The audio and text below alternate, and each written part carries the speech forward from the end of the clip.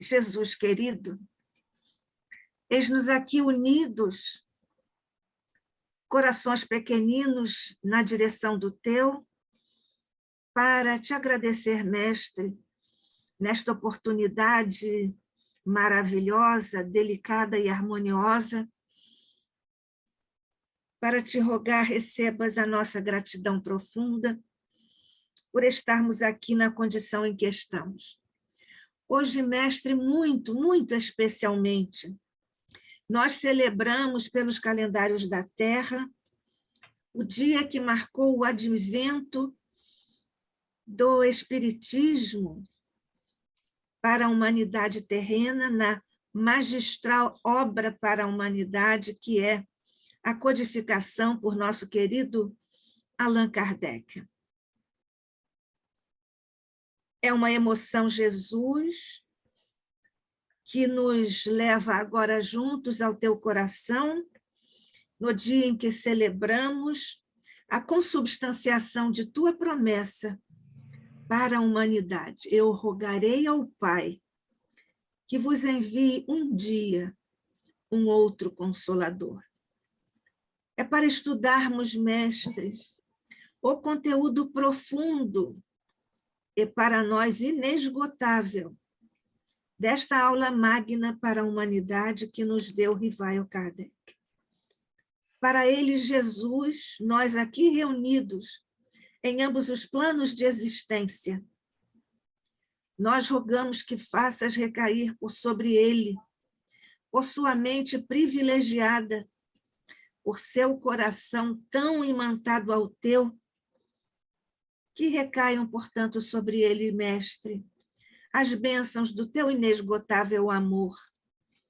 E se nos for possível pedir-te, envia neste instante para que ele receba, nas alturas em que certamente está, as vibrações de nossa gratidão profunda por tudo que nos legou, que nos guia qual farol inconsútil para que possamos chegar até a tua mão e a misericórdia de nosso Pai. Nós te rogamos, portanto, Mestre, que abençoes não só o nosso querido Kardec, bem como sobre toda a pleiade de espíritos sublimados que o coadjuvaram nessa obra grandiosa. O mesmo te pedimos nesta hora, Jesus, que faças recair por sobre os mentores, por sobre representados em Diolindo Amorim e Jorge Andréa, mas todos eles, e todos os companheiros de ontem, de hoje e do futuro, que junto ao ICEB buscam aprendizagem e voos mais altos através da sublime caminhada do estudo e do amor. Fica conosco, Mestre, abençoa e envolve o nosso querido irmão amigo José Henrique Rubim de Carvalho, para que possa, mais uma vez, em estando conosco, com sua dedicação e seu amor, possamos dele receber o fruto de seus estudos amorosos, que sempre traz em benefício de todos nós. Graças te damos, portanto, rogando bênçãos por sobre a nossa reunião. Que assim seja, sob a graça de nosso Pai.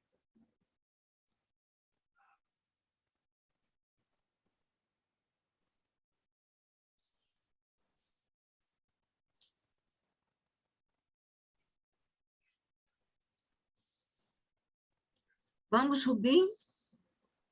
A gente está sob o impacto dessa bela oração e dizer que fui brindado em poder proferir uma palestra no dia 18 de abril. Esse dia magnânimo, 18 de abril de 1857, estamos comemorando 165 anos de trabalho, de dedicação, tantos e tantos companheiros não citados por falta exatamente de tempo, da nossa querida Nádia, mas que militaram e outros que militam dentro dessa doutrina redentora, desta doutrina consoladora, sobretudo, porque consola nossos corações a seguir, a prosseguir, intrépidos, altaneiros, diante das provas e dos reveses, como Kardec o fez na sua belíssima missão. Portanto, me sinto rejubilado por estar aqui ao lado de vocês, queridos companheiros do Instituto de Cultura Espírita do Brasil, e vamos levantar esse instituto, indiscutivelmente, nos unindo para que a obra continue. Seremos apenas passageiros temporários na brilhante obra que o Instituto de Cultura Espírita nos proporciona. Então, as palavras são poucas para falar da nossa brilhante doutrina espírita, o Consolador prometido. E como disse Emmanuel, não será a religião do futuro, mas o futuro das religiões, através de seus postulados, que ora começam a se perpetrar em nossos meios. Então, vamos dar continuidade a esse estudo.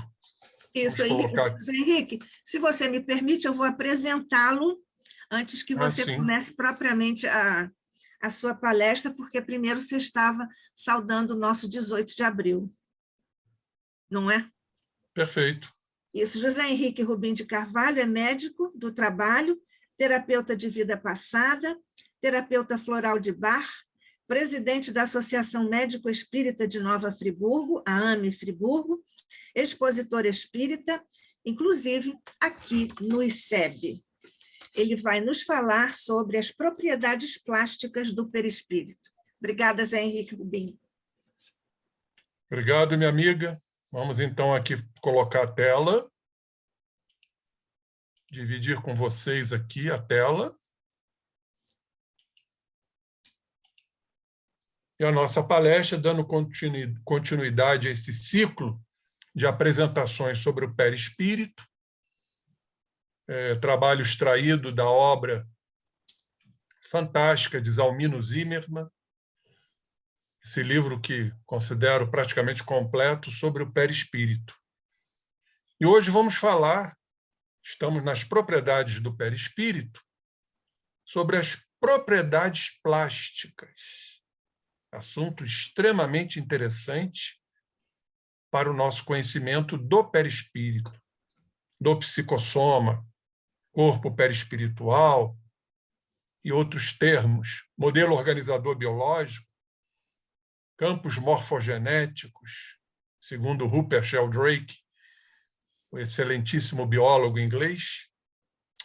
Então, vamos dar continuidade e começar esse trabalho para que possamos entender essas propriedades plásticas. E sempre, mais uma vez, ressaltarmos o quanto ainda sabemos muito pouco a respeito do perispírito e de outros temas. Estamos ainda engatinhando. Essa é a grande realidade. Somos aprendizes ainda e suscitamos ideias, elucubrações, que nos cabe pela nossa inteligência, pela amplitude da inteligência, desenvolvimento, progresso intelectivo, alcançarmos algumas explicações. Então, vamos lá.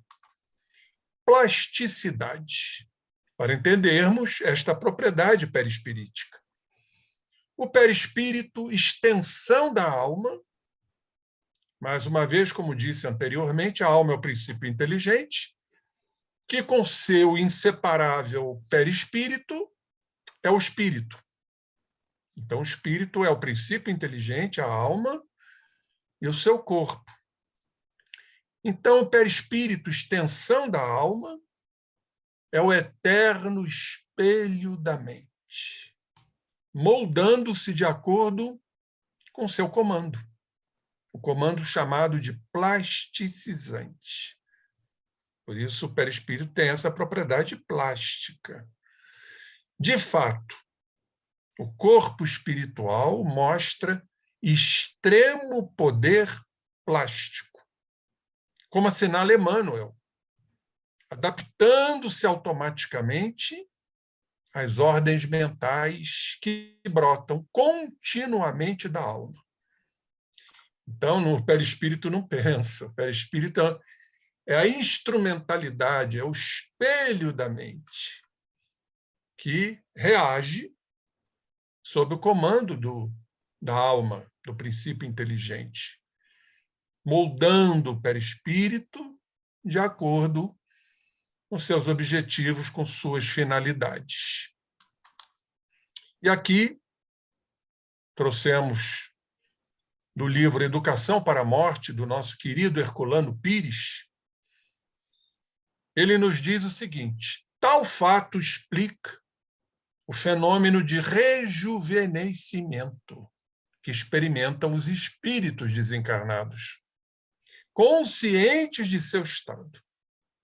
Mesmo tendo desencarnado com idade física avançada, sentindo-se mais jovens, apresentam-se como tal. A jovialidade do espírito, né? Interessantíssimo isto. Como ele se mostra jovem, moldando o seu perispírito. Livre do condicionamento humano do corpo físico, o espírito humano não sofre o envelhecimento. Importante ressaltarmos isto. Quando se manifestam envelhecidos, o fazem artificialmente, para a comprovação de sua identidade humana, nos fala Herculano Pires. Então, quando amanhã eu desencarnar e me fizer, né, aparecer desta forma, essa barba branca, cabelinhos brancos, é para vocês me identificarem. Perfeito, companheiros? Esse é um ponto importante. Mas aqueles que me conhecem desde jovem, eu posso me apresentar como tal, se tiver essa oportunidade, que também tem isto, de me fazer jovem, né? Naquela idade juvenil. Então, tudo, na verdade, segue a determinação da mente, do espírito. A forma que assume pode, às vezes, em certos limites, tudo tem suas limitações, dizer muito com a capacidade intelectual, com o desenvolvimento da vontade, com treino mental. Tudo é treinamento, tudo é adestramento. Enfim, isto independentemente do aperfeiçoamento moral. Você pode ter um aperfeiçoamento intelectual e não o ter moral. Isso não impede, né, de o espírito, a alma, vamos assim dizer, atuar no seu corpo perispiritual, dando a forma que melhor lhe aprouver. Então, ensina Emmanuel, por Francisco Cândido Xavier, nos diz o nosso querido Emmanuel. O crescimento intelectual, com intensa capacidade de ação, pode pertencer, como sabemos, a inteligências perversas. Daí a razão de encontrarmos, em grande número, compactas falanges de entidades libertas dos laços fisiológicos, orgânicos, operando nos círculos da perturbação, deixa eu botar aqui um pouquinho aqui para o lado, e da crueldade, com admiráveis recursos de modificação perispirítica nos aspectos em que se exprimem. Então, eles podem tomar formas aterrorizadoras para gerar perversidades, crueldades, impactos emocionais. Claro, vamos entender que tudo é permitido de acordo com as necessidades, as aplicações disso tudo. A espiritualidade superior não permitiria se não houvesse um objetivo, até para a identificação de que existe um espírito, a sobrevivência da alma, a inexistência da morte. Os anjos caídos, eu não gosto muito desse termo, mas eu entendi o que o nosso querido Chico quis nos dizer. Na verdade, Emmanuel, né? Todos nós trazemos o reino de Deus em nós. Todos nós temos a sublimidade em nós. Então, podemos dizer que quando fracassamos, não estamos cumprindo as leis de Deus, somos essas criaturas chamadas de anjos caídos, porque na essência somos anjos. O reino de Deus está em nós, não podemos esquecer isso. Então, diz Emmanuel aqui, no livro Roteiro, os anjos caídos não passam de grandes gênios intelectualizados, com estreita capacidade de sentir, apaixonados, paixões transbordantes, guardam a faculdade de alterar a expressão que lhes é própria, fascinando e vampirizando os incautos, os imprevidentes, os ignorantes, nos reinos inferiores da natureza. Contudo, tal possibilidade de alterar a indumentária perispiritual é limitada ao padrão evolutivo do espírito. Aqui, evolução no seu sentido mais abrangente, intelectual e moral, intrínseco a cada alma.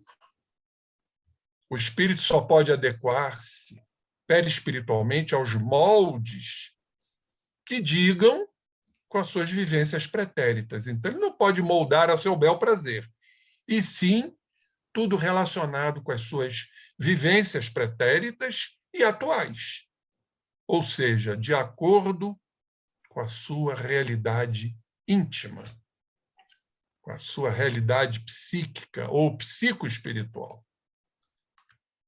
Bom, nesse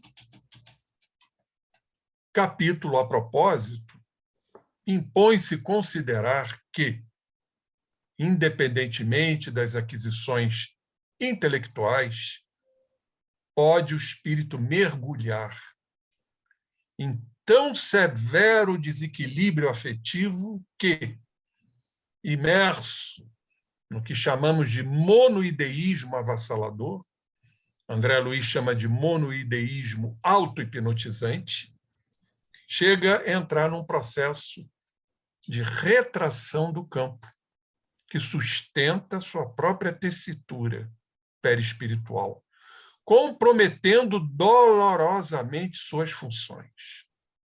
É o caso dos ovoides, muito bem descritos por André Luiz, pela mediunidade do Chico. Monoideísmo avassalador. Isso é preocupante, companheiros. Isso é muito preocupante, porque não estamos isentos desses processos monoideísticos, que quando chegarmos no mundo espiritual, dependendo das nossas fixações monoideísticas, nós podemos gerar uma mutilação ou uma atonia, falta de função. Atonia é falta de função, falta de tônus do corpo perispirítico, dando ao espírito essa formação circunsférica chamada de ovoide. Quais são essas fixações possíveis? O espírito está fixado naquela ideia. Deplorável. Podemos citar, por exemplo, a culpa, ambição desmedida, vingança. Mas poderemos citar também apegos desmesurados. A criatura se concentra naquela ideia, naquele apego. Quando a gente fala de apego, não nos referimos apenas aos apegos materiais e sentimentais, que também estão inclusos, mas principalmente apegos a crenças, a ideias monoideísticas, fixado naquela ideia. Vamos lembrar o que o André Luiz nos fala no livro Mecanismos da Mediunidade, o circuito fechado. Ficamos ali a vibrar naquela faixa de nossas questões, dos pontos nevrálgicos, como fala André Luiz, e ficamos a vibrar e alimentar aquela faixa de fixação mental, subtraindo energias para alimentar tudo isso do campo perispirítico. Então fica um perispírito como que temporariamente mutilado e, consequentemente, também atônico, gerando esses processos de ovoidização. Continuando, inúmeros infelizes, obstinados na ideia de fazerem justiça pelas próprias mãos, ou confiados a vicioso apego, olha o apego aqui, quando desafivelados do carro físico, envolve sutilmente aqueles que se lhes fazem objeto de calculada atenção, lei da sintonia, e auto-hipnotizados por imagens de afetividade ou vingança, de esforço, infinitamente repetidas por eles próprios. E acabam, como disse, numa deplorável fixação monoideística. Isso tudo vocês estão já observando por conta da plasticidade, das propriedades plásticas do perispírito. E essas criaturas entram num estado de alienação, tal a fixação mental, dolorosa, superlativa, então fica fora das noções do espaço e do tempo. Perdem exatamente esta noção de espaço e tempo, acusando passo a passo enormes transformações na morfologia do veículo espiritual. Porquanto de órgãos psicossomáticos ou perispiríticos retraídos, exatamente como disse, por falta de função, assemelham-se a ovoides, vinculados às próprias vítimas. Muitas vezes esses ovoides são inseridos nas criaturas, nas vítimas encarnadas, por espíritos mais argutos, mais astutos, mais inteligentes. Porque esses espíritos totalmente alienados, fora da noção de tempo e espaço, não têm absolutamente noção disso. Tal o estado monoideístico em que se encontram.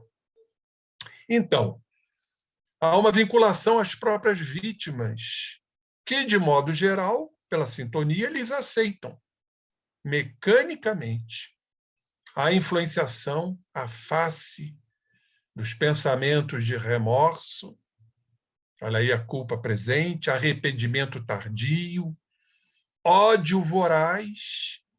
Quando eu disse não estamos muito distantes disso, temos que tomar muito cuidado.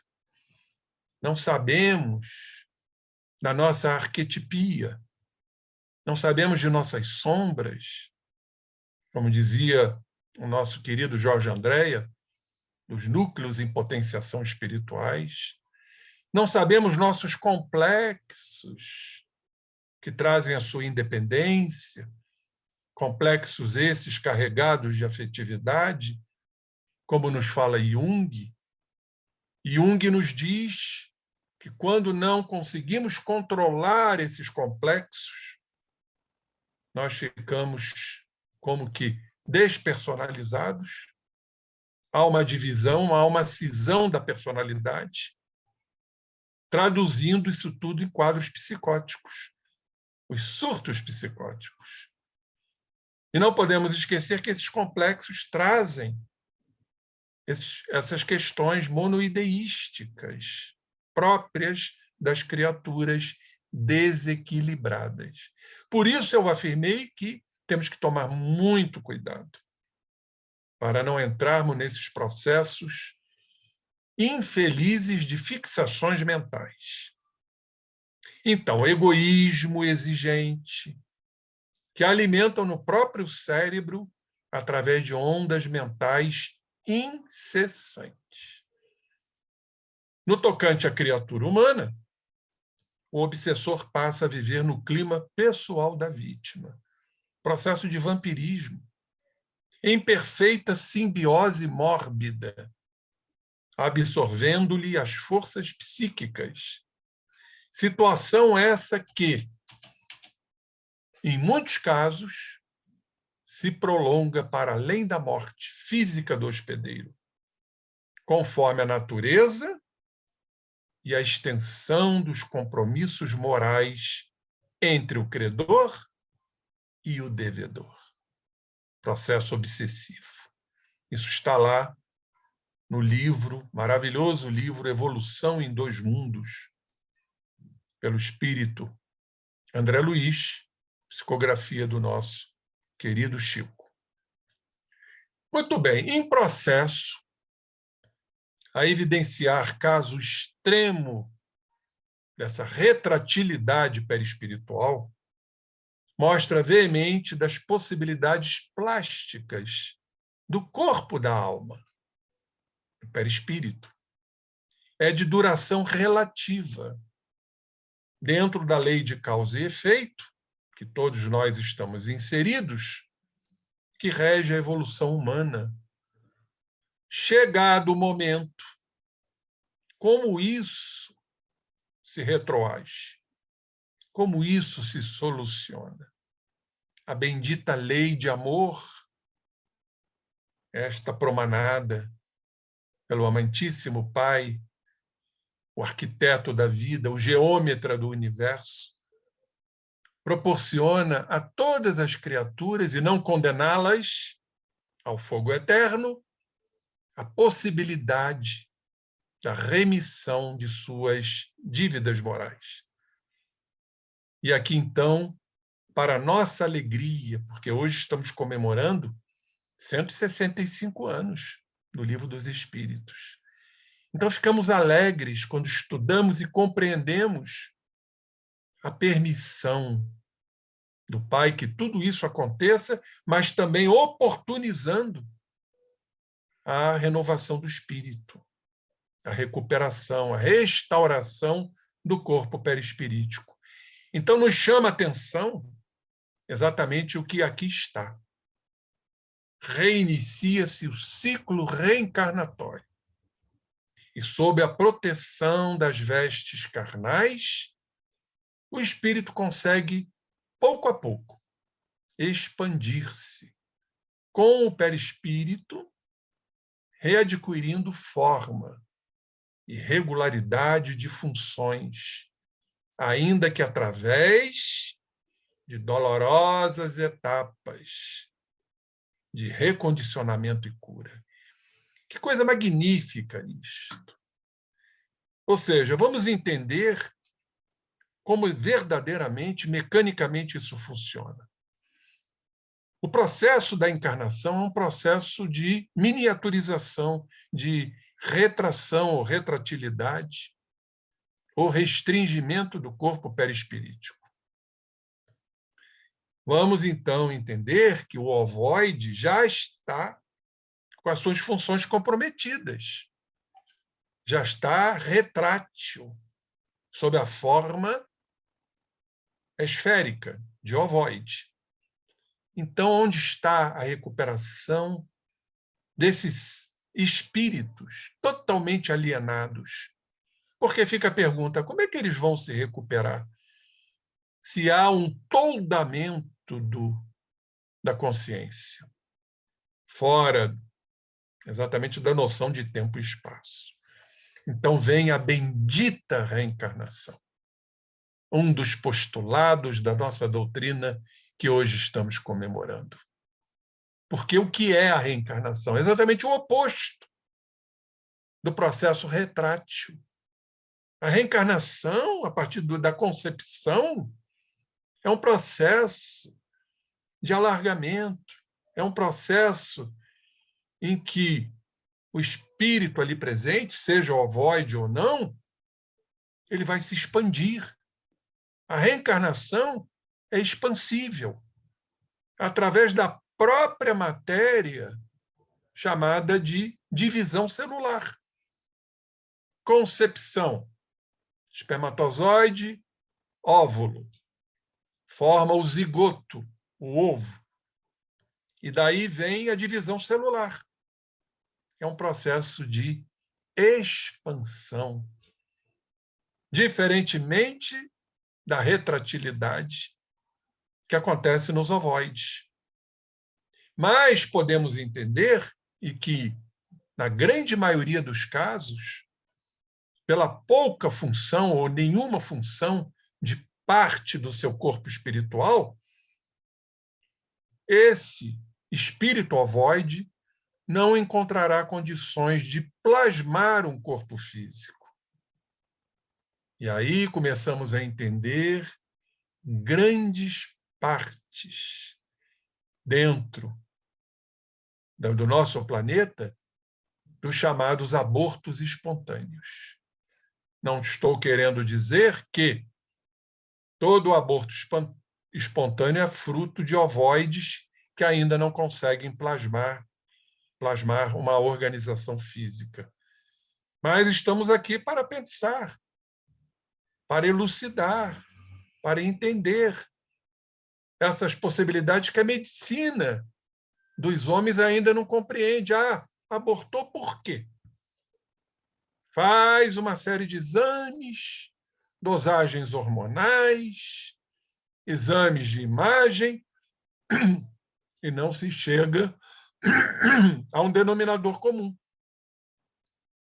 Então, abre-se essa janela, fenestra-se esta janela para entendermos estas possibilidades do magnífico processo expansivo da reencarnação.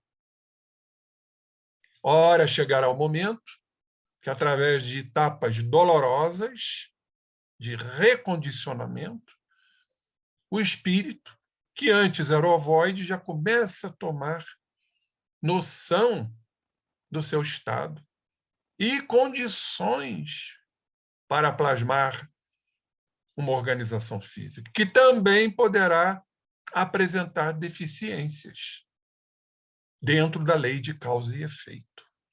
Isso extremamente estudado por uma especialidade da medicina chamada de teratologia médica, ou seja, o estudo dos monstros. Terato vem de monstros. Vejam que beleza quando fazemos a conexão, o acasalamento da ciência, que não encontra explicações para muitas situações, com a doutrina espírita, dessa magnificência que é a doutrina espírita, num processo reencarnatório, para trazer esse irmão deformado, ovoidizado, à condição da vida. A vida que temos que valorizar por conta disso tudo.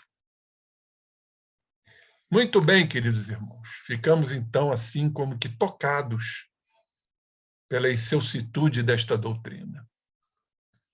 É essa propriedade do perispírito que explica diversos outros fenômenos que ocorrem tanto na dimensão espiritual como na física, dentre os quais a adaptação do perispírito, a adaptabilidade perispirítica, comumente usada pelos espíritos superiores, os quais, segundo informa André Luiz, alteram a forma de seus corpos espirituais. Para quê? Reduzindo sua própria luminosidade, fazendo-se como que opacos, assumindo aspectos que possam combinar com as regiões aonde eles vão e as almas que merecem seu serviço socorrista. Olha só que coisa linda isso, a adaptação do perispírito no serviço socorrista, para não gerar impactos que iriam agravar os processos daqueles irmãos sofredores, afastando dessa forma resistências e inquietações desnecessárias. Ao contrário dos espíritos desarmonizados com o bem, os mestres espirituais, já por sua vasta experiência e realização moral, ostentam um alto poder mental, o que lhes possibilita a dinamização de recursos incomparavelmente maiores nesses processos de operações de adaptação plástica. Continuando, há uma certa semelhança entre a dinâmica que rege esses processos de adaptação perispirítica e a dos chamados processos ideoplásticos, que é a ação da mente na matéria sensível, quintessenciada, que é o corpo perispirítico, para dar uma determinada forma. Chamamos isso, com ou sem materialização, que pode haver uma tangibilidade, chamamos isso de ideoplastia. Está aqui, com a criação das mais variadas formas, tangíveis, ou seja, materializadas ou não, sustentadas pela ação mental, que pode ser consciente ou inconsciente, isso extravasar inconscientemente, ou às vezes um processo de indução espiritual, externa, e duração proporcional à persistência do pensamento, da matéria mental que sustenta. A esse respeito ensina Kardec: os espíritos atuam sobre os fluidos espirituais. Não vamos adentrar nesse campo, vou deixar esse campo aí mais para o nosso irmão Cláudio Conte, que é físico, mas sabemos da diferença de energia para fluido. Temos os fluidos materiais, que sabemos, utilizados, por exemplo, na fabricação de remédios, de alimentos. O que são fluidos? Fluidos é exatamente aquilo que não tem uma forma própria. Exemplo, dentro da física, os líquidos e os gases, as substâncias gasosas. Agora, ficamos a imaginar os fluidos espirituais que desconhecemos. Interessante que na obra de Kardec, ele não utiliza o termo energia, ele utiliza o termo fluido, que é diferente de energia. Muito bem. Continuando aqui, não manipulando-os, os espíritos, como os homens manipulam os gases, os fluidos materiais. Mas, no caso dos espíritos, eles empregam o quê? O pensamento e a vontade. Querer fazer alguma coisa. Para os espíritos, o pensamento e a vontade são o que é a mão para o homem. Isso é bastante claro. Pelo pensamento, eles imprimem àqueles fluidos espirituais tal ou qual direção, aglomerações, combinações que desconhecemos, químicas compatíveis. Como temos ainda muito que aprender, eu fico assim naquela... A gente chama de prurido intelectual, né? Uma coceira intelectual, de querer aprender mais e a gente não poder. Como é que isso futuramente vai ser evidenciado, revelado? Como é que funcionam nessas moléculas subatômicas, essas combinações, essas dispersões? Organizam com eles conjuntos, combinações que vão apresentar uma aparência, uma forma, uma coloração determinadas, mudam-lhe as propriedades, como um químico muda dos gases ou de outros corpos, combinando-os segundo certas leis. É a grande oficina ou laboratório da vida espiritual. Isso é de uma grandiosidade maravilhosa. Um dia podemos estar nessas grandes oficinas, nesses grandes laboratórios do mundo espiritual, para entender a dinâmica disso tudo, desses fluidos espirituais, porque os fluidos espirituais nós desconhecemos, apenas sentimos esses fluidos. Por exemplo, no passe. O passe não é energético, o passe é fluídico. Transfusão de fluidos espirituais que chegam na matéria para que, então, isso possa ser transfundido aos irmãos ali receptivos. Continuando, algumas vezes essas transformações resultam de uma intenção. Às vezes há uma intenção consciente. Outras são produto de um pensamento inconsciente, em que se extravasa, ou sob uma indução, levando a esse pensamento inconsciente. Mas basta que o espírito pense uma coisa. Sabemos que pensamento é matéria, né? Para que esta se produza. É uma matéria quintessenciada. Como basta que modele uma área para que esta repercuta na atmosfera. Muito bem. É assim, por exemplo, que um espírito se faz visível a um encarnado. Olha que interessante isto. Que possua a vista psíquica. Está bastante claro aqui que a vidência, a vista psíquica, é uma faculdade anímica própria do ser, que nasceu com essa tendência, com essa predisposição. Tanto que o processo medianímico é físico também, principalmente físico. A vidência é anímica. A partir do momento que há uma interação com o espírito, passa a se chamar medianímica. Então, não vamos atribuir à vidência uma faculdade mediúnica, porque não é. É anímica, é própria da criatura que reencarnou com esta predisposição, com essa vista psíquica. A partir do momento, então, que ele passa a ter a vidência em relação a um irmão desencarnado e interagir com ele, aí, verdadeiramente, estamos num processo medianímico, sob as aparências que tinha quando vivo na época em que o segundo o conheceu. Embora haja ele tido, depois dessa época, muitas encarnações. Toma forma, né? A aparência.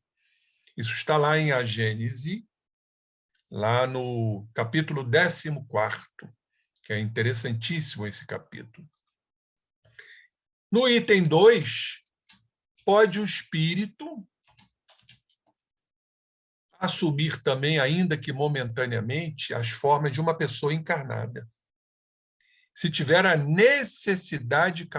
necessária capacidade mental, chegando até tornar-se tangível, ao ponto de causar, como diz Kardec, uma completa ilusão.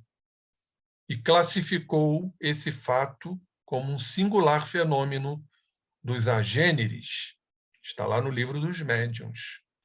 Então, você pode ter um espírito ao teu lado, tangível, você tocar nele, se iludindo, crendo que você está diante de uma criatura encarnada e ser um espírito, um agênere. Vejam que possibilidades, né? Devido à plasticidade do perispírito. Dessa forma, podendo aplasmar múltiplas aparências, o espírito se apresenta debaixo daquela que mais reconhecível o possa tornar, se o quiser. Óbvio, assinala Kardec esclarecendo. É assim que, embora como espírito nenhuma enfermidade corpórea lhe reste, era do corpo físico, ele pode se mostrar estrupiado, coxo, ferido, com cicatrizes, tudo adquirido no plano carnal, no plano material. Se isso for necessário a lhe comprovar a identidade. Então, estão vendo aqui, mais uma vez, um processo de ideoplastia, ou seja, atuação da mente na matéria sensível, para que então o espírito se mostre como ele era quando encarnado, ou como ele estava, né? Estropiado, coxo, com ferimentos, com cicatrizes. O mesmo se observa com relação ao traje. O dos espíritos que nada conservam das fraquezas terrenas, aquele de ordinário consta de amplos panos flutuantes e de uma cabeleira ondulante e graciosa. Isso é um apanágio deles, né? Essa cabeleira ondulante, graciosa, esses panos flutuantes. A miúde, os espíritos se apresentam com os atributos característicos da sua elevação, como, por exemplo, uma auréola, asas, os que podem ser considerados anjos, resplandecente aspecto luminoso, que é uma das propriedades também do perispírito, a luminosidade, enquanto que outros trajam as que recordam suas ocupações terrestres. Assim, um guerreiro aparecerá com a sua armadura, um sábio com livros, um assassino com um punhal, etc. A figura dos espíritos superiores é sempre bela, nobre e serena. Os mais inferiores têm qualquer coisa de feroz e bestial, e por vida mostram vestígio dos crimes que cometeram ou dos suplícios por que passaram, sendo-lhes essas aparências a sua realidade, da qual ele não pode fugir. Isto é, julgam-se quais aparecem, o que é para eles um tormento, um castigo. Eu não gosto muito desta palavra, mas é um tormento, é um sofrimento, é uma aflição, é um cilício, que significa também aflição. Isso está lá em Obras Póstumas. Observe-se que, especialmente na dimensão espiritual, essa propriedade perispirítica enseja uma variedade de fenômenos tão numerosos, muitos nós desconhecemos, quão complexos. Haja vista, por exemplo, que o processo ideoplástico pode até ser induzido por obsessores para dar forma, né? Já sabendo que é a mente que atua nessa matéria sensível, que é o perispírito, que tem este poder, esta propriedade plasticizante ou plástica. Então, obsessores podem atuar, sim, nesse processo, né, de obsidente obsidiado, e vai levar suas vítimas, por uma sugestão hipnótica, a assumir as mais grotescas formas ou posturas animais, como são os conhecidos casos de zoantropia, que eu tive a oportunidade de presenciar em várias reuniões medianímicas, com destaque para os de licantropia, formas de lobos, formas lúpicas, bem relatados pelos autores espíritas. Obviamente, meus irmãos, essas alterações são sempre provisórias. A dizer, cessada a onda mental, tudo é proveniente da onda mental.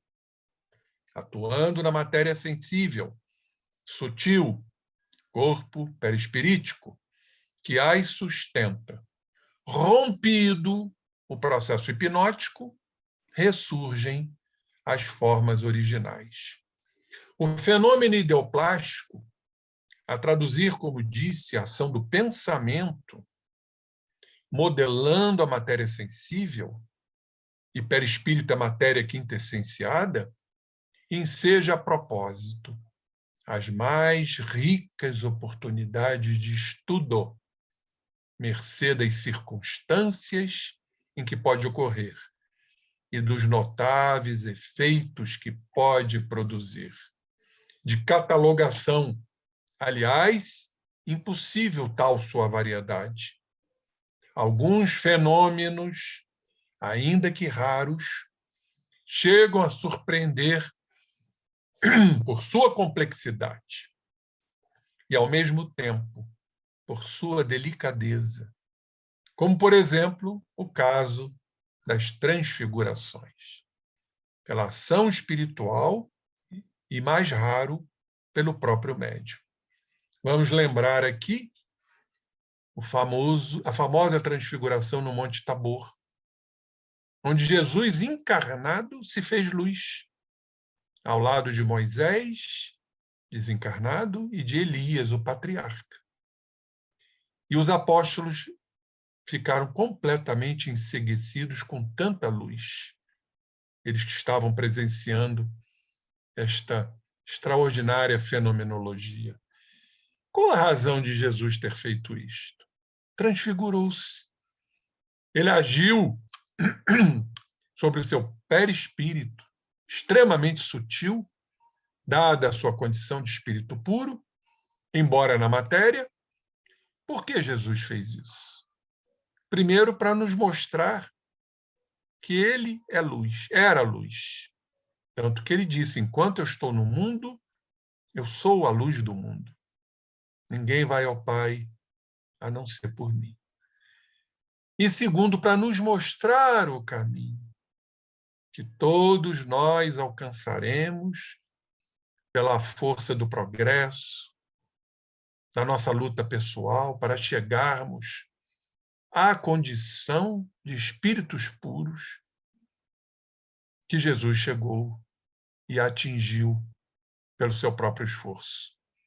É como Jesus a nos dizer, esse é o caminho da iluminação total, da plenitude, da completude. Então, isso é magnífico. Mas, continuando aqui, em que o perispírito do médium recebe tal influência modeladora do espírito comunicante, e a gente vê isso em algumas palestras, já vimos o Divaldo se transfigurar, adquirir uma forma bem compatível com a de Bezerra de Menezes, pela ação do próprio Bezerra. Então, o perispírito do médium recebe essa influência modeladora do espírito comunicante e que chega a alterar momentaneamente seus traços fisionômicos, em demonstração inequívoca da presença espiritual. Realmente é algo momentâneo, mas isso comprova, mais uma vez, a plasticidade do perispírito, em cuja mente do espírito, da alma, atua sobre o perispírito. Ainda que nas manifestações extramediúnicas, sem uma ação espiritual, isso seja possível. Exista, como diz aqui, também em tese. É uma raríssima possibilidade de que tal fenômeno surja como produto da atividade mental do próprio médium, numa recordação involuntária, até com apoio na plasticidade que lhe é peculiar do seu perispírito. Embora inúmeros fenômenos atestem o poder plástico do espírito, graças a uma propriedade fundamental de seu constituinte, O corpo espiritual é na reencarnação que ele aparece mais evidente e comum, mostrando aspecto altamente positivo da citada retratilidade perispirítica, da qual já falamos. Defeito, segundo informam os mestres espirituais, aproximando-se o momento da reencarnação, o espírito reencarnante comumente entra em gradativo processo de redução psicossômica ou perispirítica, lembrando o chamado fenômeno que já discutimos aqui da ovoidização, mencionado por André Luiz, o qual acontece concomitantemente com a diminuição da consciência de si. Interessante, porque isso consta nas obras de André Luiz, o processo, primeiro, do sono espiritual.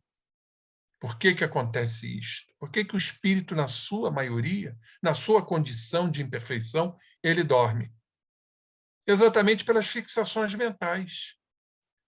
Ele subtrai do corpo perispirítico energias para alimentar suas fixações. O perispírito fica atônico, não a ponto de se ovoidizar, mas o espírito entra num processo de lassidão. E aí, então, ele dorme. Há relatos de espíritos que dormem há séculos.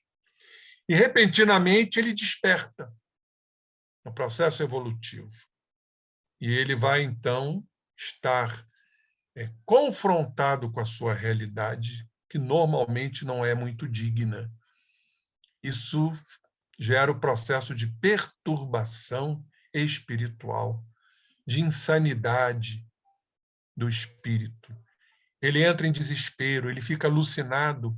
A obra de André Luiz nos mostra sobre isso, porque ele está em contato com a sua realidade.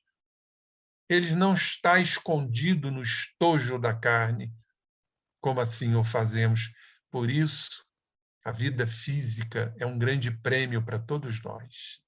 Mas acontece com muita frequência desses processos doentios emergirem, se everterem, chegarem à mente consciente sob a forma de complexos, são os nossos processos neuróticos, múltiplos, e de tal forma aquilo nos domina que entramos em estados de perturbação espiritual, muito estudado pela psiquiatria nossa dos homens. Kardec, então, administra a propósito uma lição extraordinária. No momento da concepção do corpo, que se lhe destina, o espírito é apanhado por uma corrente fluídica, pela lei de atração, né? Que, semelhante a uma rede, o toma e aproxima da sua nova morada. Ele é captado. Em verdade, é como se fosse jogar uma rede, e então o espírito é apanhado. Na verdade, isso é um processo, né, de sintonia, é um processo de afinidade, uma afinidade fluídica, que acontece normalmente. Ninguém vai estar no mundo espiritual e nos dizer, olha, você vai encarnar em tal planeta, em tal orbe, em tal local. Não existe esse juiz. Esse juízo está em nós mesmos, é a nossa consciência. Vamos para o lugar em que nos afinizamos. Essa é a grande realidade. Então, desde o instante da concepção, a perturbação ganha o espírito. Porque nós estamos tão retratilizados com os conteúdos que vão formar nossa personalidade, nossas tendências, vamos estar tão próximos que aquilo indiscutivelmente também leva a um estado de perturbação, acompanhando todo esse processo. E aí as ideias se tornam confusas, suas faculdades se somem, a perturbação cresce à medida que esses liames se apertam. pois estaremos mais perto de nós mesmos. É tipo uma forma de autoconhecimento. Só que não vamos, nesse momento, nos autoconhecer, mas vamos sofrer por conta disso. Torna-se, então, completa nas últimas fases da gestação, de sorte que o espírito ele não aprecia o ato de nascimento do seu corpo, como não aprecia o da morte deste, porque ele também entra em perturbação após o desencarne. Nenhuma consciência tem, nem de um, nem de outro. Embora ele esteja muito ligado às suas questões, né, aos seus conteúdos, que vão formar as suas características de personalidade. Desde que a criança respira, a perturbação começa a dissipar-se. As ideias voltam pouco a pouco, mas em condições diversas das verificadas quando da morte do corpo. Nós não vamos terminar o capítulo todo, vamos reservar uns 15, 20 minutinhos para perguntas. Esse capítulo é um pouco longo. Eu proponho àqueles que têm o livro que leiam, os que não têm, de preferência que obtenham esse livro, porque é um estudo extraordinário. Realmente nós vamos encontrar nesta obra muitos aspectos científicos, de pesquisas, autores fabulosos, como Leon Denis, José Herculano Pires, Carlos Embaçaí. Então, isso nós não vamos encontrar na codificação. Então, seria realmente um grande complemento para os nossos conhecimentos. Então, já são 20 para as 10. Vamos propor aqui o encerramento. Falamos de coisas muito importantes, comprobatórias, desse poder plasticizante ou dessas propriedades plásticas do perispírito, como vimos ao longo desta apresentação. E fico aqui, então, se for possível, à mercê de vós, para que as perguntas, então, sejam feitas, e vamos dar continuidade no mês que vem. Temos outros assuntos concernentes ao perispírito muito interessantes. Então, passo a palavra à nossa querida Nádia, o meu agradecimento e esse dia tão fabuloso que é o dia 18 de abril. Só temos a agradecer esses belíssimos estudos de tantos companheiros que pesquisam, que, dentro das suas limitações também, nos trazem informações valiosíssimas. Muito obrigado por tudo, meus queridos companheiros. E vamos, então, aqui ficar à mercê de vós para as perguntas, porque isso é assunto que suscita muitas perguntas. Não é verdade, Nádia?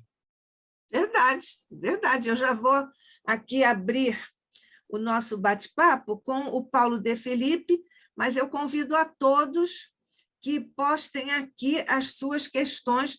Não precisam necessariamente ser perguntas, mas observações, comentários que suscitem desdobramentos pelo nosso querido Rubim.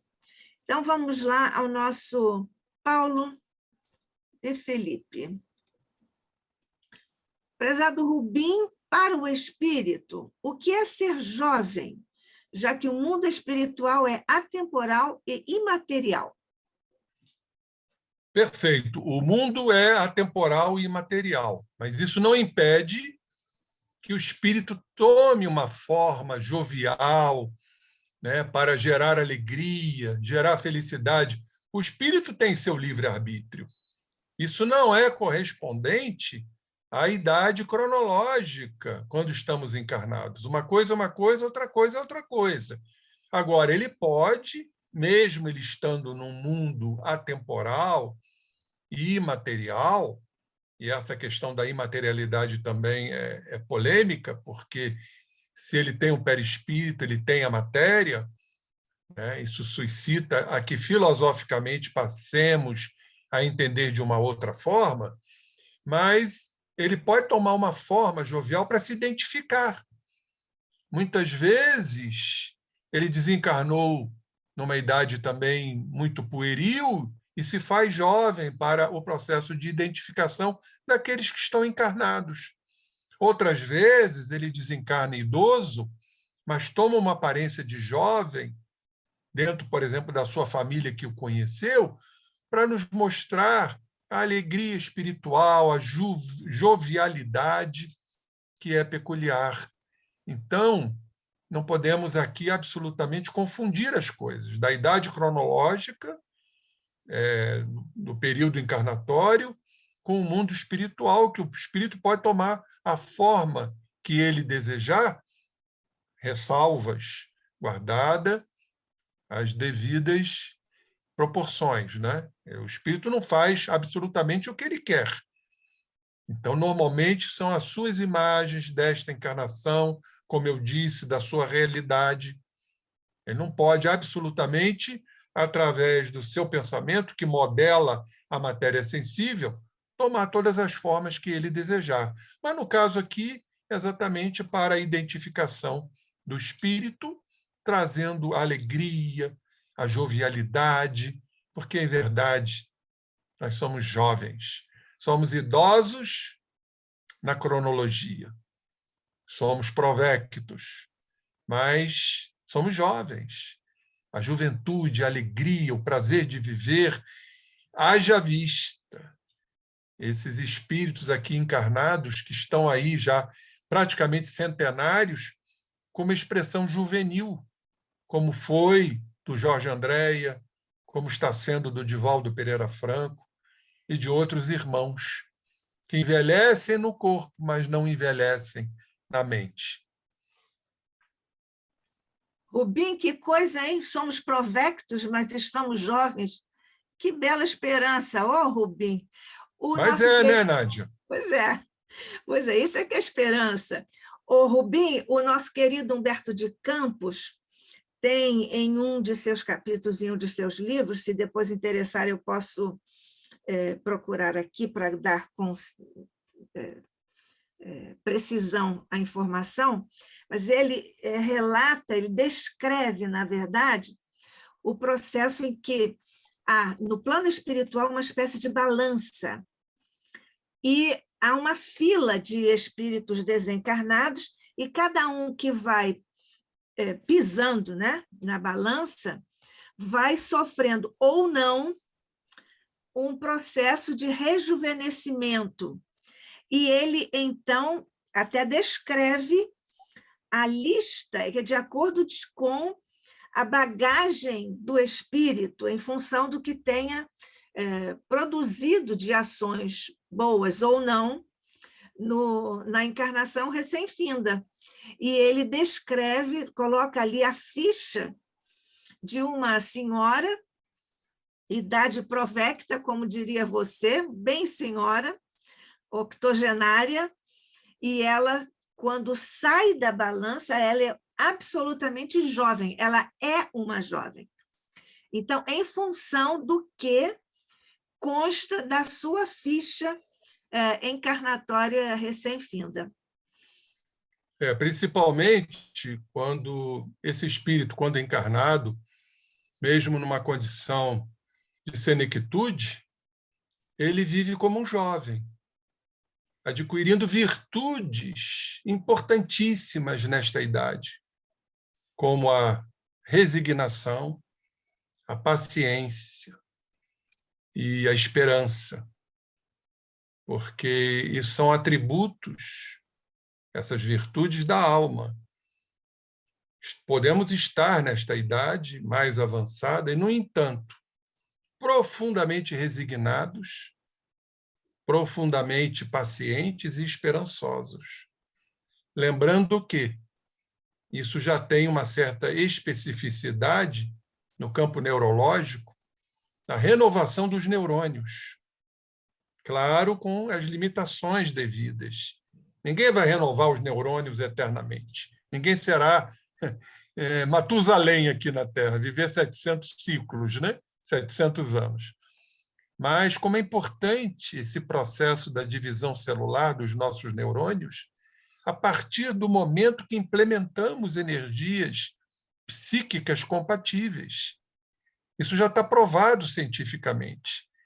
A pessoa deprimida, a pessoa que está desistindo da vida, desanimada, ansiosa, ela encurta seus telômeros.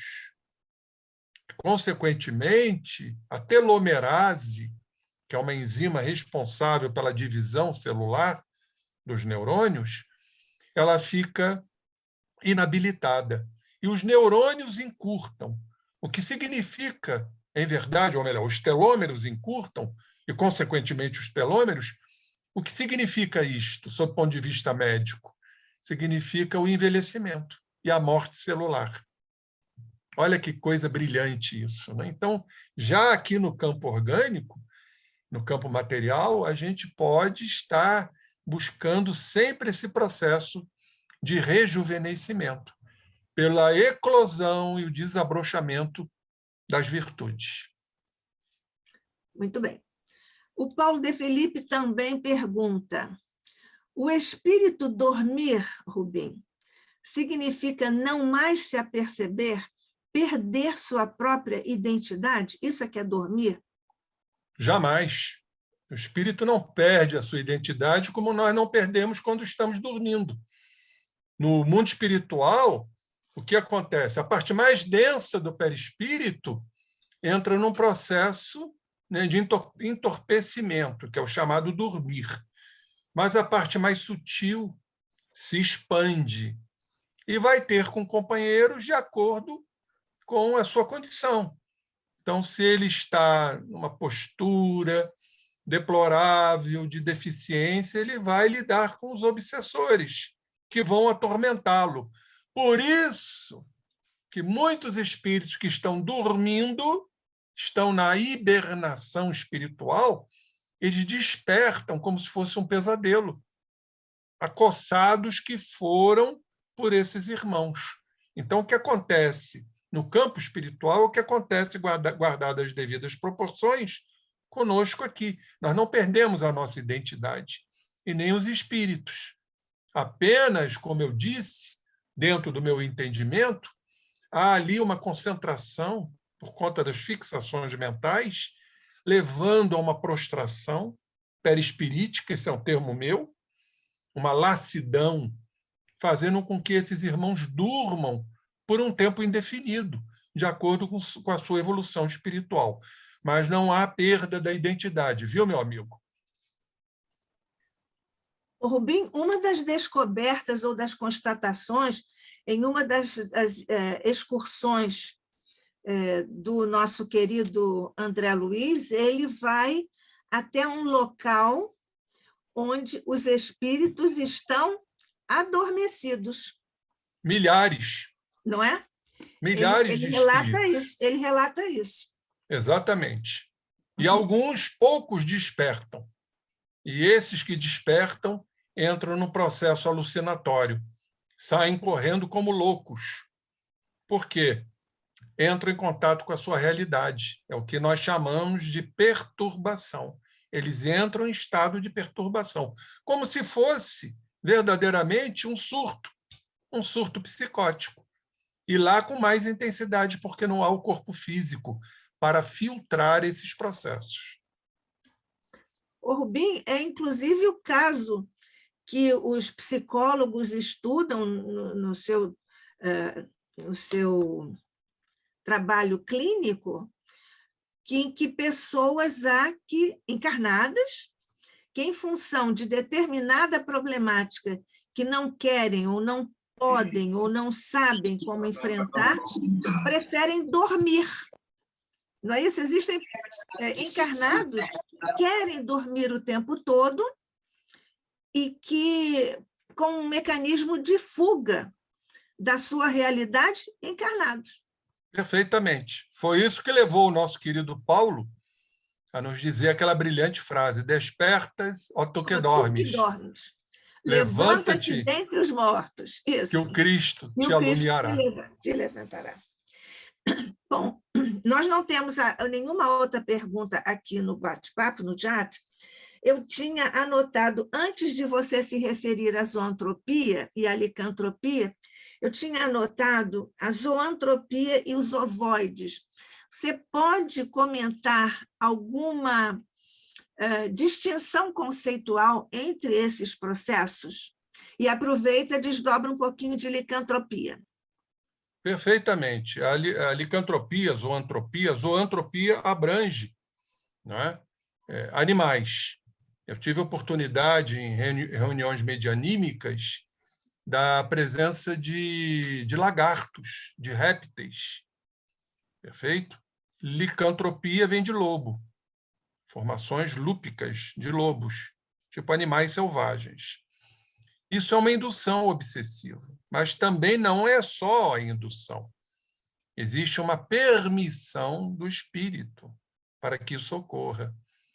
A gente vê muito isto, né, em espíritos com profunda baixa autoestima, frustrados, culpados, principalmente culpados, e que adotam esse pensamento, criam esta fixação mental. Eu sou um animal, eu sou um lagarto, eu sou um lobo. E os espíritos, pela lei de afinidade, vão se acoplar a esta ideia, fazendo com que a mente do obsessor, aliada à mente do espírito que permite tudo isso, possa, então, modelar, pela plasticidade do perispírito, a forma desses animais. Chamamos isso, em verdade, de processos ideoplásticos, que é a ação da matéria mental, da mente, na matéria sutil, que é o perispírito, passível de que tudo isso aconteça, com a permissão do espírito. Então, isso seria a ideoplastia, né? A licantropia e a zoantropia. Já o ovoide é diferente. O ovoide ele está numa fixação mental monoideística, aquelas ideias que ele alimenta sempre, de culpa, de mágoa, de vingança. Isso vai mutilando ou fazendo com que o corpo perispirítico perca a sua função, a sua finalidade. Há o que chamamos de uma atonia perispirítica, facilitando a formação desses corpos circunsféricos, chamados de ovoides. Então, esses espíritos são aqueles que estão nas monoideias. O André Luiz chama de monoideia auto-hipnotizante. Ele se auto-hipnotiza por essas fixações mentais. Eu chamo muito atenção sobre isso, que é um capítulo que eu gosto muito, eu já tenho seminários sobre isso, de fixações mentais. Nós somos criaturas que nos fixamos a ideias. A ideia e a ideias. E temos que tomar cuidado com relação a isso. Porque no mundo espiritual nós vamos alimentar isso com mais intensidade. Porque não temos o bloqueio, o freio do corpo físico. Então é fundamental que trabalhemos aqui na Terra as nossas fixações. Aquela culpa que a gente traz lá do passado, desta existência, muitas vezes alimentada por culpas inconscientes de outras existências. A coisa é muito complexa. Vinganças, isso é muito frequente, ódio voraz em relação a uma determinada criatura, A, B ou C. Então, nós ficamos como que encapsulados, enclausurados nessas ideias, chamadas de monoideias, nos hipnotizando. Então, quando André Luiz fala, fazendo uma referência aos processos medianímicos, do chamado circuito fechado, onde a criatura fica girando ao derredor daquele ponto nevrálgico da sua dor, do seu sofrimento. Então, ele fica adensando essa região num processo monoideístico, a ponto de mutilar o perispírito. E aí, então, ele perde a noção, ele se aliena, noção do tempo e do espaço. Geralmente são instrumentos utilizados por obsessores, mais astutos, mais argutos, as chamadas inteligências perversas, para obsidiar nós encarnados. No livro Libertação, de André Luiz, nós vamos ver isso. São inserções de espíritos ovoides, como se fossem chips, verdadeiros chips, né? Nas nossas organizações cerebrais, nos levando à derrocada, nos levando a que fracassemos em muitos objetivos, em francos processos obsessivos, promovidos por ovoides, que são instrumentos de inteligências perversas. E, como disse, a solução é a reencarnação para os ovoides, porque o processo reencarnatório é um processo de expansibilidade, enquanto o ovoide está num processo de retratilidade. Então, ele vai sofrendo o que André Luiz chama de choque biológico do renascimento. Isso é lindo. É a matéria dando choques no perispírito retratilizado. E esses choques vai fazendo com que esse espírito comece a despertar. Agora, quantas encarnações malfadadas acontecem por conta disso, não sabemos. Isso está dentro do comprometimento espiritual, porque esses espíritos estão incapazes, inábeis de plasmar um corpo físico. Como disse, justificando os chamados abortos espontâneos em inúmeras mulheres. Quem trabalha no campo da ginecologia, da obstetrícia, vai encontrar isso com muita frequência. E a medicina fica de braços cruzados, porque ela não entende. Exames daqui, exames dali, exames de imagem, dosagens hormonais, e não se chega a nenhuma conclusão. Volto a repetir, não quer dizer que todo aborto espontâneo seja um processo de espíritos ovoides que não conseguem plasmar um corpo físico, mas é uma possibilidade para a gente pensar e refletir. Rubim, faz alguns anos, nós fizemos um estudo no nosso querido Grupo Espírita André Luiz sobre o Libertação. E nós estávamos justamente nesse capítulo dos ovoides. E eu já tinha pensado nisso antes de você pensar esse nosso estudo lá no nosso grupo, mas aproveitando aqui a oportunidade da sua formação como médico espírita, como é que você comentaria os mecanismos, as operações da transformação das estruturas celulares do corpo perispirítico nesse processo de ovoidização e depois de retorno à forma original? Como disse o Nádia, e a gente faz até uma associação desse estudo do livro Libertação com Missionários da Luz, Isso. a reencarnação do Segismundo. Como isso se processa, né? Em verdade, tudo dirigido pelo próprio espírito, caso ele tenha condições, não é o caso do ovoide, e com assessoramento dos construtores divinos, no processo belíssimo da reencarnação, que é uma lei biológica, não é uma lei religiosa, é uma lei biológica, onde aquilo tudo vai ser trabalhado, que nós não temos ainda noção. Temos uma noção vaga quando o Alexandre nos fala da manipulação, né, dos cromossomos, através de instrumentos, para que tudo... Olha, gente, é uma coisa muito complexa. São 46 cromossomos numa célula de 100 trilhões de células. E cada cromossomo tem em torno de 3 bilhões de bases nitrogenadas.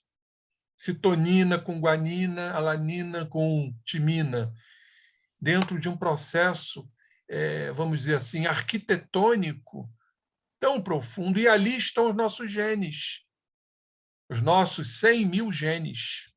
em torno de 100 mil genes. Então, não temos ideia ainda, temos uma ideia vaga. Sob o ponto de vista material, nenhuma ideia. Apenas uma teoria. Mas, sob o ponto de vista espiritual, é uma coisa fantástica.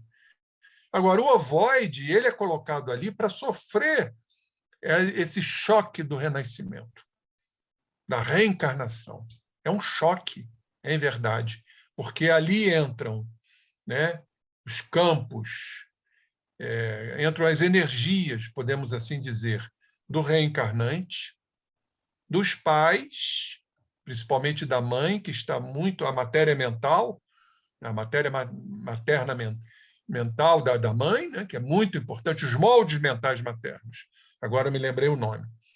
Exatamente tudo isso para gerar o processo de concepção.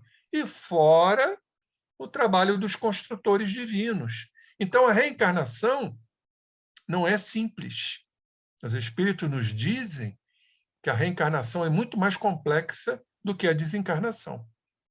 Para ajustar tudo isso, realmente ficamos aqui perplexos diante dessa beleza, que é o processo encarnatório, para que o espírito ali nasça com seu código genético, com as suas tendências, com as suas predisposições.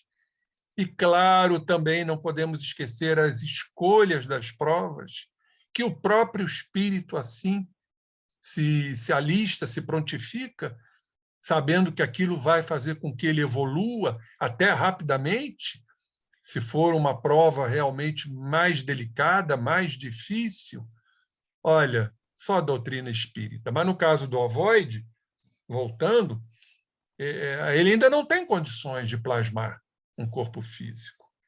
Então, ele vai passar por aquele momento da concepção que, como diz André Luiz, é um choque biológico, físico, orgânico do renascimento, para que, então, o perispírito desse ovoide comece a se restaurar gradativamente, né? A sua estrutura, inclusive ectoplasmática, porque se há uma concepção ali, é um trabalho do plasticizante do perispírito, tem também energia mais densa, que esse ovoide precisa restaurar o seu campo ectoplasmático de energias mais densas.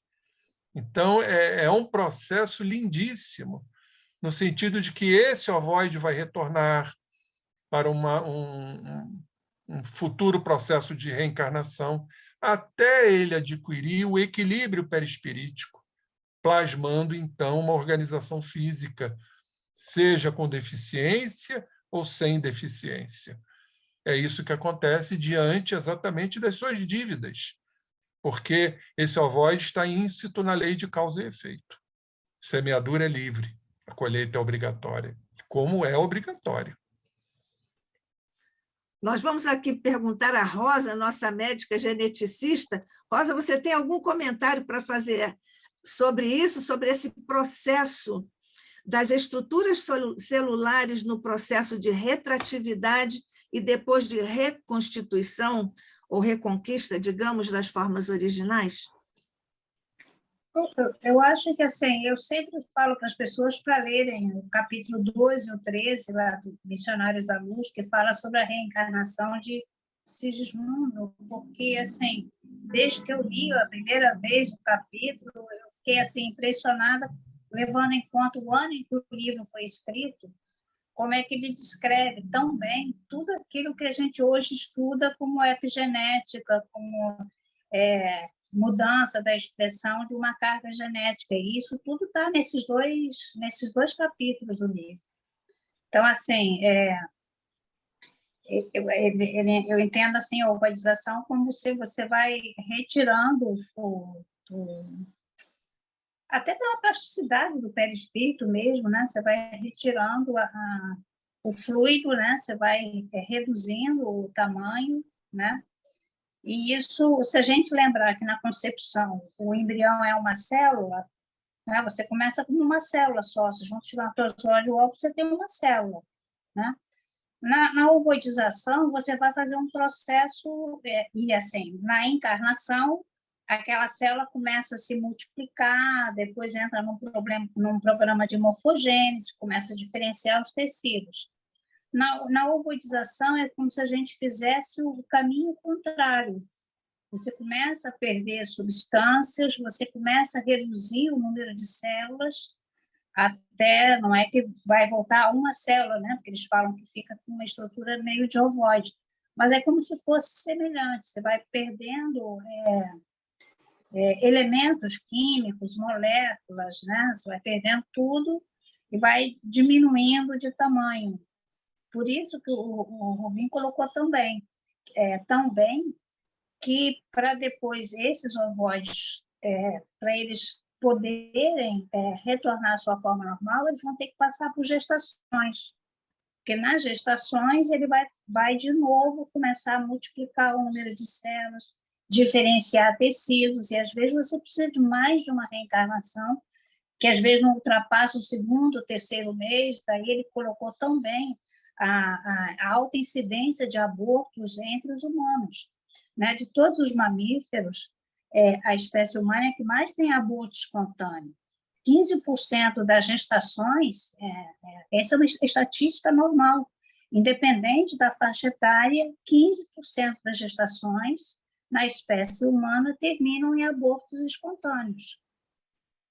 Então, assim, é uma alta incidência, e eu sempre imaginei que parte desses abortos são esses espíritos que estão precisando remodelar novamente o seu perispírito. Então, eles estão recuperando o seu perispírito.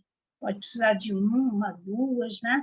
Aquele livro Ícaro Redimido narra muito, ele narra assim, de uma maneira bem didática, como é que eles fazem a recomposição desses ovoides para que eles possam depois ter realmente uma gestação que vá até o final e renascer, né?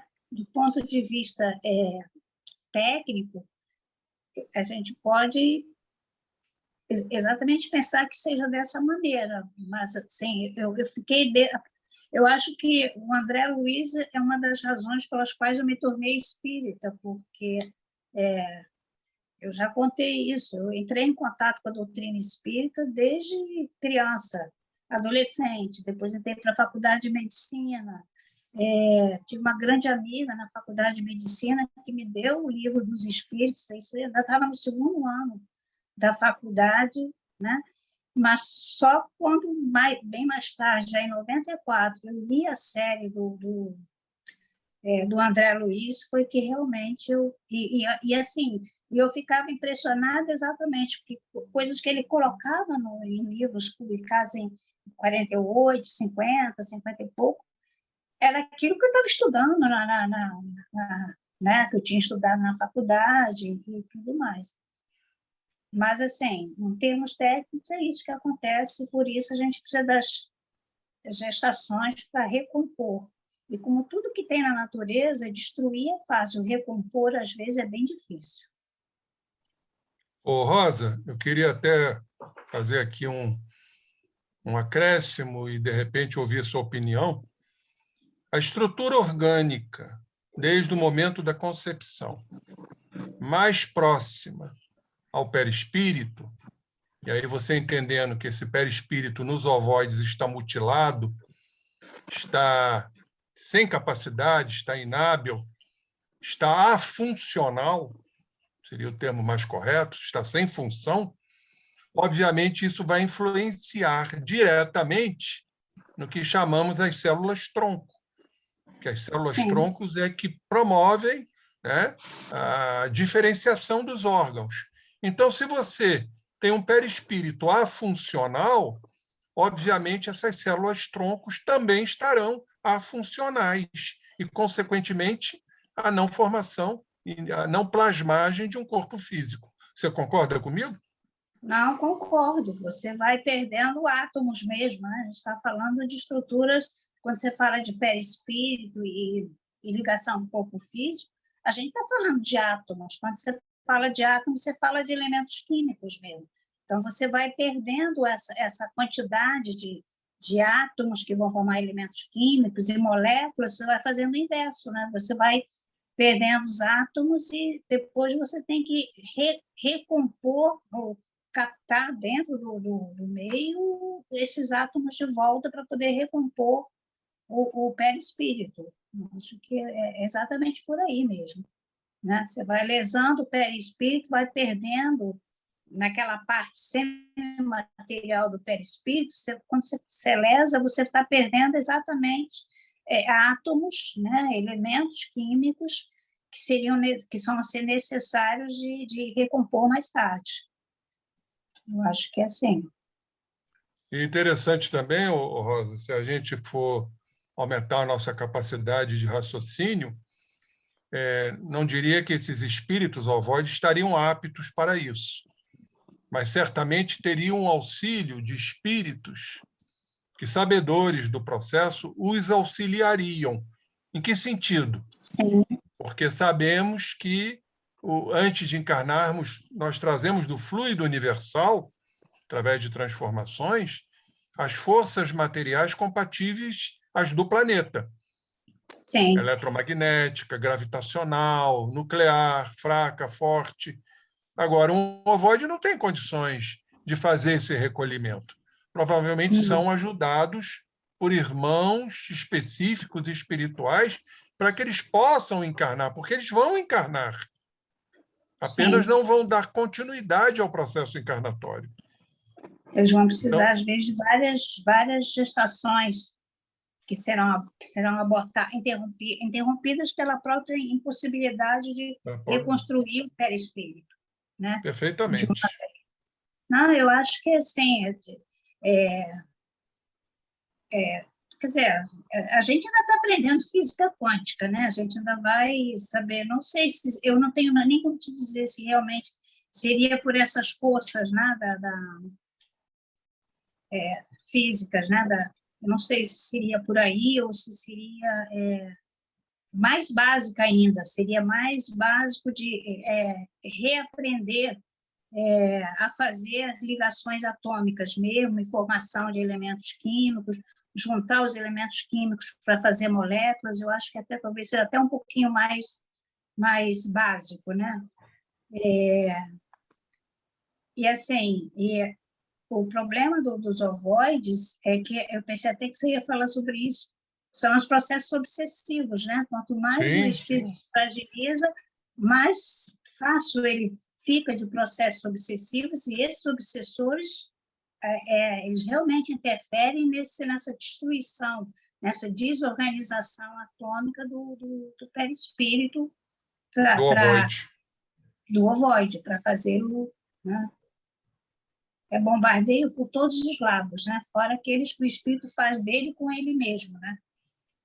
A auto-obsessão, às vezes, que eles entram também. E exatamente a gente não sabe até que ponto, em que determinado momento, se esse espírito está fora da realidade, sem noção do tempo e espaço, alienado, sob o domínio dessas inteligências perversas, até em que em determinado momento vai haver a promoção do desvínculo desses irmãos obsessores no ovoide, para que ele possa, então, através desses choques biológicos do renascimento, começar a recuperar a sua condição perispirítica. Isso nós não sabemos.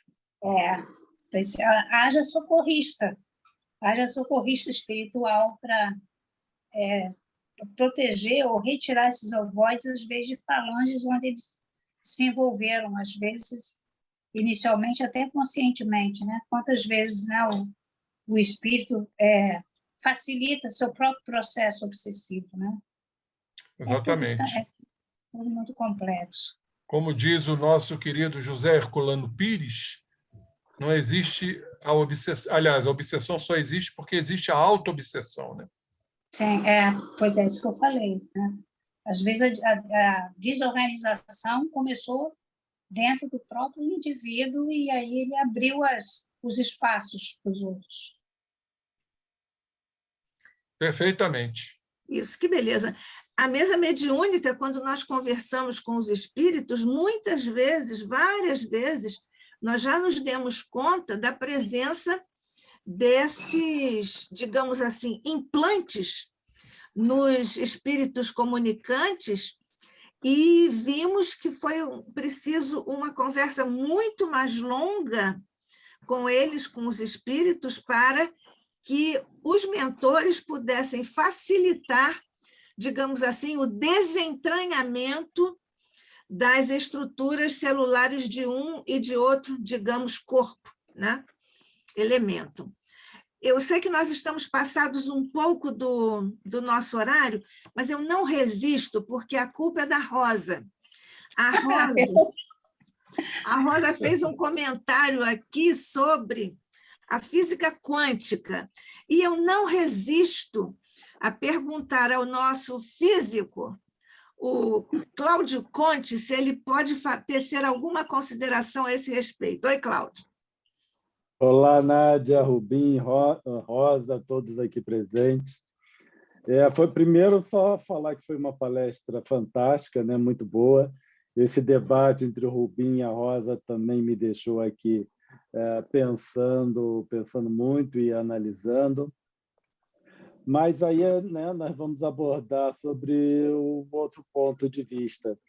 E essas questões são interessantíssimas, né? E eu não acho que tenhamos já ainda uma definição assim, né, completa que a gente possa dizer é isso. E nós temos teorias, abordagens, análises e tudo.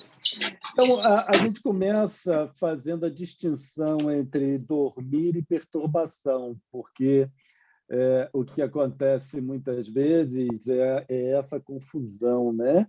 Então, quando nós vemos lá André Luiz falando que vários espíritos estavam dormindo, não vamos tentar imaginar eles dormindo como nós dormimos, porque, no nosso caso, o corpo é que dorme e nós continuamos despertos e vida que segue. Esses estados de perturbação é quando, em decorrência de um processo qualquer, porque, no final, quando nós pensamos em processos mentais, né, pensamento, etc., nós temos que sempre considerar que isso é uma faculdade do espírito. Eu penso porque é uma faculdade inerente à minha essência espiritual. Ponto. Agora, o que eu penso é outra coisa.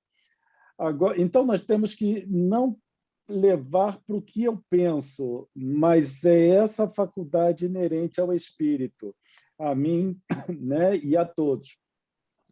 Então, quando nós pensamos em estado de torpor ou perturbação espiritual, seja em decorrência de encarnação, desencarnação ou um processo qualquer, nós devemos levar para uma interferência ou uma alteração dessa função espiritual que é o de pensar, de elaborar processos mentais.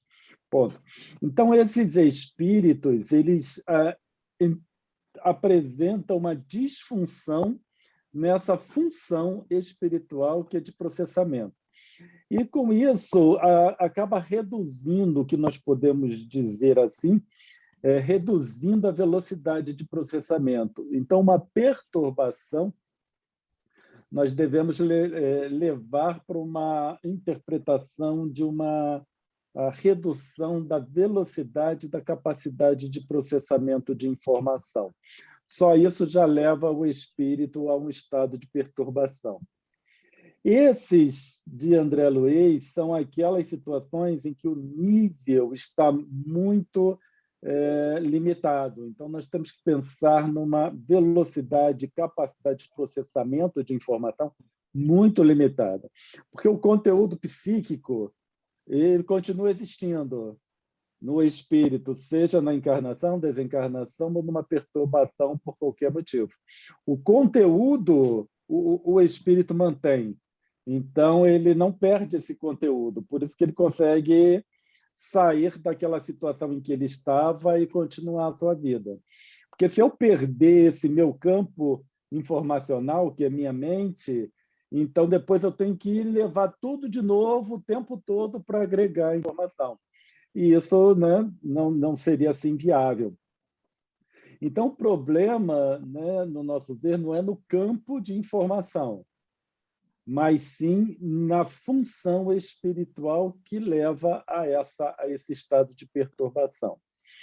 Agora, se isso vai ser para encarnação ou uma ovoidização, não importa, o processo é o mesmo.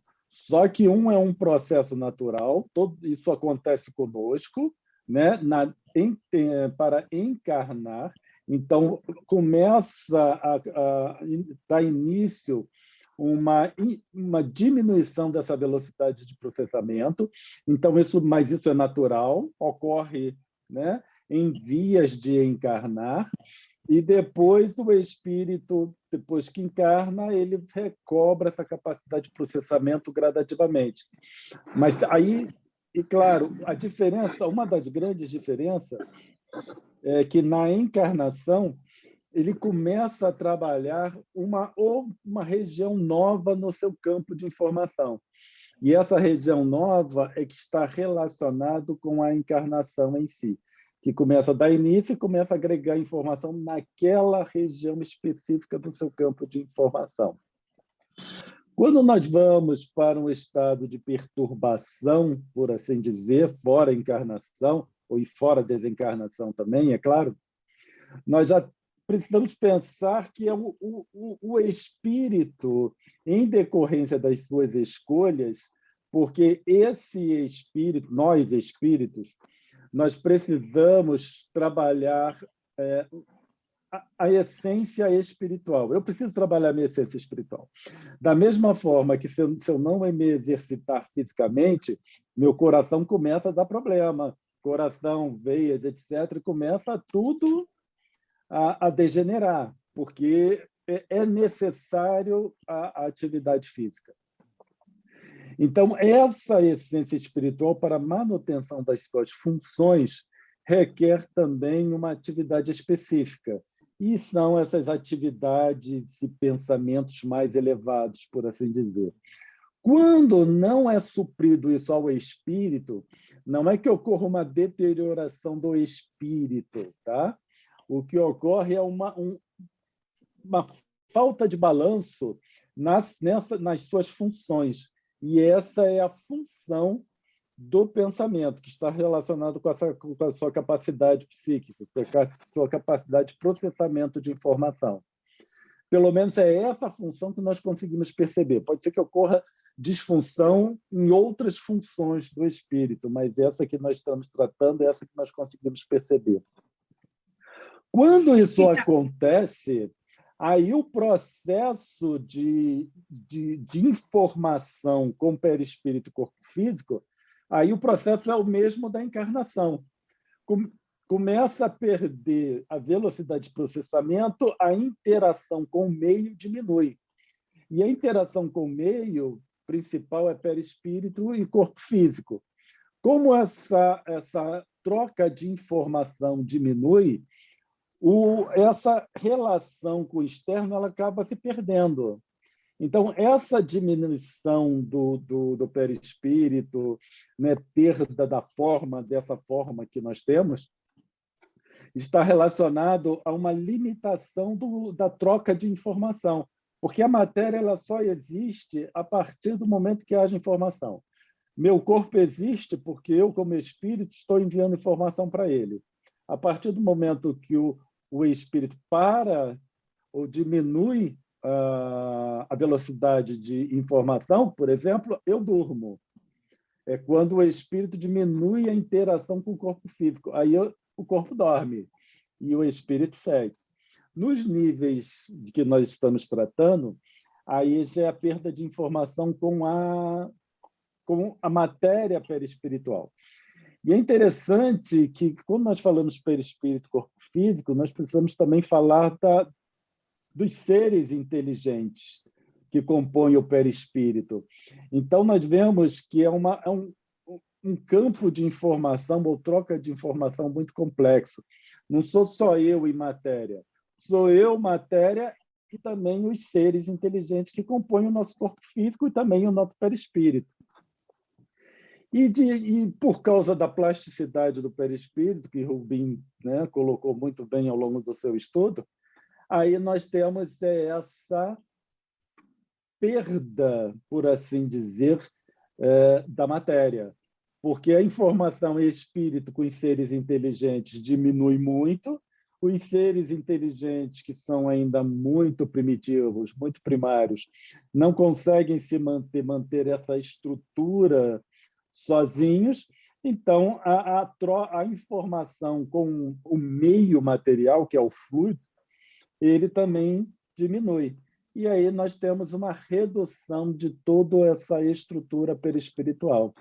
E aí entra essa perturbação do espírito, que acarreta também uma diminuição, né, de interação dos seres inteligentes das nossas células com o meio, e aí nós temos a situação em que o espírito se encontra. E aí, é claro, né, que vem o que tanto o Rubin quanto a Rosa colocaram muito bem, nesse processo reencarnatório, porque ele já está com o seu campo, a sua função de processamento muito limitado. Então, ele está pronto para encarnar, né, em termos de condições, porque está equivalente ao espírito que naturalmente reencarnaria. É isso que, né, na nossa concepção, podemos resumir. Muito obrigada, Cláudio. Pois é, vocês vejam que alegria intelectual, é por isso que aqui no ICEB nós vivemos o Espíritas Amai-vos, Espíritas Instruí-vos. E hoje tivemos mais uma oportunidade de nós vermos que o Instituto é efetivamente uma casa de estudos avançados do Espiritismo. Eu fiquei pensando, enquanto vocês falavam, como é que o Aristóteles resolveria essa questão da ovoidização, porque primeiro é potência, aí encarna é ato, depois ovoidização é uma espécie de reversibilidade voltando à potência, e vou ficar pensando nisso. Então, alguém quer dizer mais alguma coisa? Nós estamos, então, encerrando mais um encontro festivo para nossas almas, não só pelo 18 de abril, que é muito especial, efetivamente, mas também pela alegria, pelo alimento espiritual com que nós, nesse interagir, vamos nos enriquecendo, estimulando e nos alimentando. Então, agradecendo o mestre amado, queridos amigos todos que estiveram conosco, particularmente os nossos mentores do ICEB, representados por Diolindo Amorim e por Jorge Andréa. Agradecemos a todos as vibrações com que nos envolveram durante todo o nosso estudo, potencializando os estudos aqui presentes na interação tão produtiva, harmoniosa e bela, na inter-relação dos conteúdos em que o espírito humano desdobra a indescritível aventura do conhecimento na Terra. Nós, mestre, ao agradecermos a Maria, a todos os demais mentores, a todos os que estiveram conosco em ambos os planos de existência, nesse momento de agradecimento. Nós, Jesus, te agradecemos, ó Maria, também te agradecemos, mas unamo-nos em corações e mentes, em vibrações, para enviarmos neste instante, ainda que modestamente, uma vibração de gratidão absoluta, profunda, ao nosso querido Hippolyte Léon Denis Rivail, o nosso inesquecível Allan Kardec. Jesus, ajuda-nos nesta hora, neste envolvimento sublime de tuas vibrações crísticas, possamos, com essa tua ajuda, elevar até Kardec o preito de gratidão imenso, profundo e permanente de nossos corações pela dádiva que nos ofereceu em teu nome na codificação da doutrina imorredora que é o Espiritismo. Graças te damos, Mestre, por isso e por tudo mais, hoje e sempre, sob a graça de nosso Pai. Assim seja.